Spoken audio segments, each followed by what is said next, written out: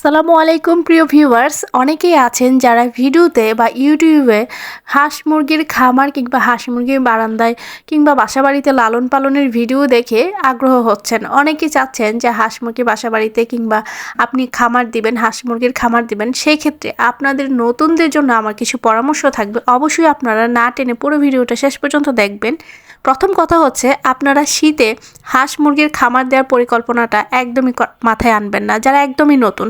কেননা এই শীতকালে হাঁস মুরগি প্রচুর পরিমাণে মারা যায়, বিভিন্ন ধরনের রোগ অসুখ বিসুখ হয়ে থাকে। এবং বাজার থেকে যারা বাচ্চা হাঁস মুরগি কিনতে যাচ্ছেন তারা কিন্তু খুব বেশি সতর্ক থাকবেন। যদি আপনি একান্তই কিনতে চান যে না আমি শুরু করতে চাচ্ছি শীতের মধ্যেই, তাহলে কিন্তু আপনারা খুব দেখে শুনে কিনবেন। কেননা বেশিরভাগই অসুস্থ হাঁস মুরগি বাজারে বিক্রি করে দেয়। আপনাদের জন্য খুব গুরুত্বপূর্ণ আরেকটি টিপস হচ্ছে, আপনারা একদমই অল্প পরিমাণে হাঁস মুরগি কিনে তারপর খামার শুরু করবেন।